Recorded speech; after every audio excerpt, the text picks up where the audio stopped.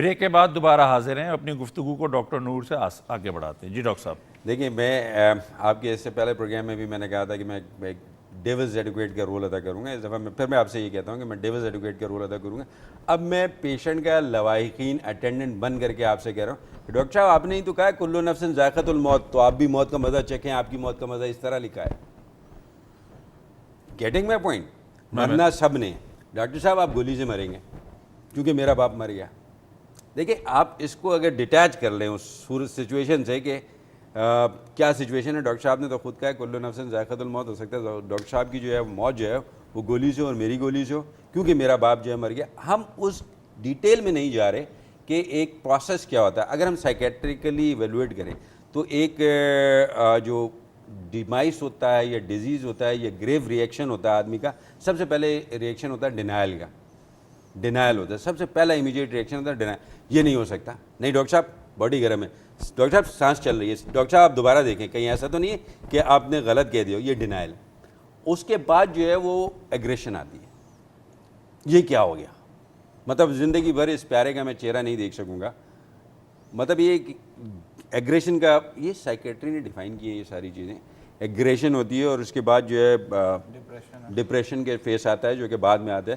Grief ہوتا ہے اور ڈپریشن ہوتا ہے. اس کے بعد ایکسیپٹنس، پھر ایکسیپٹنس اینڈ میں جا کر کے ایکسیپٹنس آتا ہے. یہ سارے پروسیسز صرف اسی صورت میں نہیں تو جو پیشنٹ کا اٹینڈنٹ ہے وہ اپنے پیشنٹ کو داخل کرائے اور خود ایک سیشن کرے سائیکاٹرسٹ کے ساتھ. آپ یہ کہنا چاہ رہے ہیں؟ نہیں میں یہ نہیں کہنا چاہ رہا ہوں. میں صرف آپ کو یہ بتانا چاہ رہا ہوں کہ یہ وہ چیزیں ہیں جو کہ کسی بھی گریف ریئیکشن کے اندر جو ہے، کسی بھی سیڈ ڈیمائز کے اندر جو ہے، سائیکیٹری نے بتایا کہ یہ 4 اسٹیجز ہوں گے. ٹھیک ہے؟ تو یہ 4 اسٹیجز فالو ہوتے ہیں. جو لوگ ایکسیپٹ کیے ہوئے ہوتے ہیں، جنہیں یہ پتہ ہے تو وہ تو ایکسیپٹ کر لیتے ہیں، یا جن کو تھوڑی بہت نوحہ ہوتی ہے. دیکھیں میں آپ کو ایک بات بتاؤں، ہمیشہ پرابلم مجھے جو ہے لوور کلاس سے ہے. مجھے پرابلم لوور کلاس ہے. اکانومک پرابلم کی وجہ سے ہو، اس نے اس پہ کنسنٹریٹ نہ کیا ہو، اس کی غفلت رہی ہو، اس کے ریسورسز نہیں تھے کہ وہ کیئر کر سکے، اور جب چیزیں ہاتھ سے نکل گئی تو ہی ہیز ٹو ڈو سم تھنگ. اس کو پورے خاندان کو دکھانا ہے کہ یار اس نے کچھ کیا. اس نے ڈاکٹر کی ایسی کی تیسی کر دی، اس نے اس اسپتال کا باجا بجا دیا جس اسپتال میں یہ انسیڈنٹ ہوا ہے.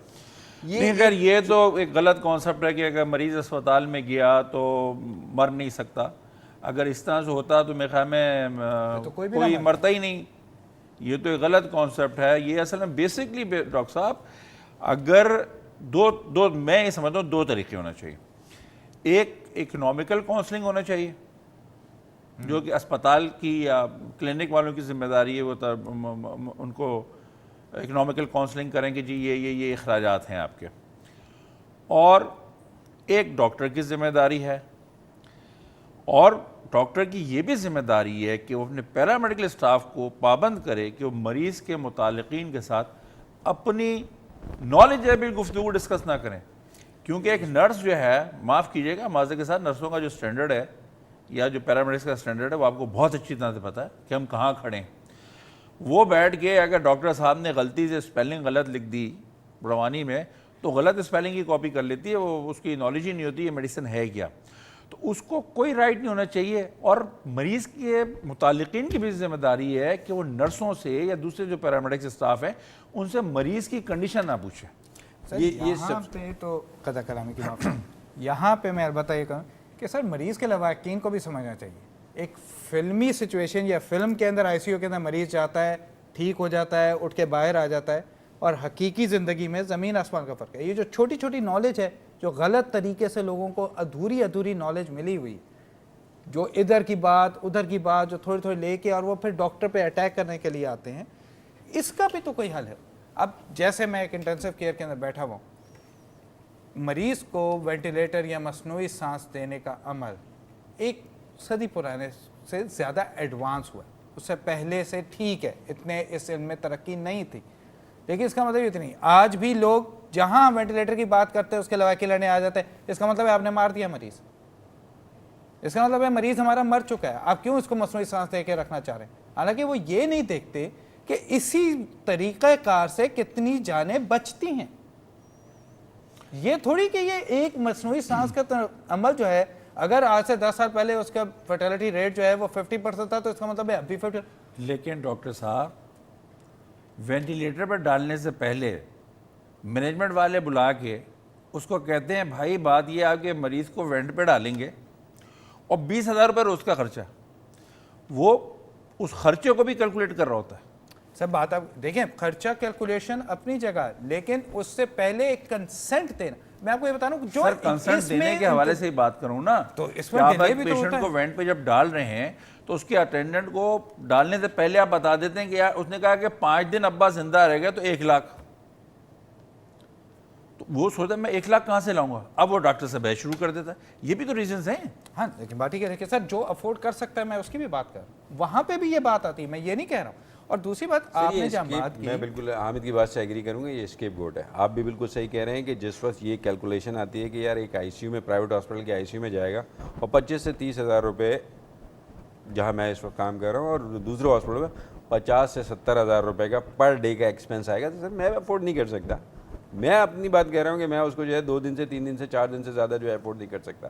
لوگ اپنے زمینیں، گھر، مکان بیچ کر کے علاج کراتے ہیں، غلط ہے. مگر یہ ایک اسکیپ گوٹ ہے کہ جو آپ کہہ رہے ہیں بالکل صحیح کہہ رہے ہیں. اس نے کیلکولیشن کی، اس نے کہا یار 1 لاکھ روپے تو ہے ہی نہیں، چلو فلانے سے مانگ لوں گا، فلانے سے مانگ لوں گا. 3 دن کے بعد گارنٹی تو کوئی نہیں ہے نا. تو وہ ایک اسکیپ گوٹ لیتا ہے. پھر وہ یہ کہتا ہے کہ بھائی وینٹیلیٹر کے اوپر سے جو ہے وہ مریض سے کبھی بچتا ہی نہیں. یا جیسے اگر ہم کہتے ہیں کہ ہمیں کچھ ڈائلسس کرانی ہے تو فوراً سوال یہ آتا ہے کہ پھر تو ہمیشہ کرانی پڑ جائے گی. نہیں بھائی، ایسا نہیں ہے. 2-3 ڈائلسس کے بعد اگر کڈنی کے اوپر سے سیپسس ہٹ جاتا ہے، سیپسس انفیکشن ختم ہو جاتا ہے، باڈی اگر اپنا بلڈ پریشر بنانے لگتی ہے تو کڈنی کھل جائے گی اور زندگی میں دوبارہ ڈائلسس کی ضرورت نہیں پڑے گی. بڑے لمبے پروسیجرز ہیں. لیکن سر اس میں یہ بھی تو دیکھیں، اس کو یہ بھی پتہ ہے مریض کو، جو آپ نے آج کل آپ کے میڈیا نے دیا کہ میں 3 دن علاج کراؤں گا، جب میرا بل اپروچ سے باہر ہو جائے گا میں یہاں پہ رکھوں گا دھمکی. ہاں جی، میں کس کمیٹی کے بندے کو لاؤں؟ آپ نے میرے والد کا علاج ٹھیک نہیں کیا، میں 4 شیشے توڑوں گا، میں بل نہیں دوں گا. اور اب بس یہی ہو گیا، یہ روٹ بھی تو ان لوگوں کو، ہاں بھی اسی میڈیا نے دیا نا. یہ بھی ایک بہت بڑا بنیادی سبب ہے جھگڑوں کا. بہرحال ڈاکٹر صاحبان، ہمارے یہاں پروگرام کا وقت ختم ہوتا ہے. آپ دونوں صاحبان کا بہت بہت شکریہ. ناظرین، آپ نے ہمارے مہمانوں کی گفتگو سنی اور آپ کو بھی اندازہ ہوا ہوگا کہ جس قسم کا یہ گیپ ڈاکٹروں اور مریضوں کے متعلقین کے درمیان بڑھ رہا ہے وہ ناقابل برداشت ہوتا جا رہا ہے، ڈاکٹروں کے لیے بھی اور متعلقین کے لیے بھی. ہماری دونوں لوگوں سے درخواست ہے کہ آپس میں جس وقت آپ مریض کو لے کے جائیں اسپتال میں تو ڈاکٹروں کے اوپر اعتماد کریں، ان پہ ٹرسٹ کریں اور ان کو اپنا ہی خاندان کا فیملی ممبر سمجھیں کہ یہ ہمارے ہی خاندان کا ہے، ہمارا ہی بھائی ہے، ہمارا ہی بیٹا ہے، ہمارا ہی بھتیجا ہے، ہمارا ہی باپ ہے، اور اس پہ اعتماد کریں. اور جس آرگنائزیشن میں آپ لے کے جا رہے ہیں، چاہے وہ چھوٹی ہو یا بڑی ہو، اس آرگنائزیشن کے بھی لوگوں پہ اعتماد کریں. علاج مفت میں تو بہرحال پرائیویٹ سیکٹر میں ممکن نہیں ہے. سرکاری اہلکار اور ارباب اس سلسلے میں اگر کچھ کریں اور سرکاری اسپتالوں کو اتنی فنڈز گرانٹ کر دیں کہ پرائیویٹ ہاسپٹل کا کانسیپٹ ہی ختم ہو جائے تو واہ واہ سبحان اللہ. اپنے میزبان صادق جعفری کو اگلے اتوار تک کے لیے اجازت دیجیے. اللہ حافظ.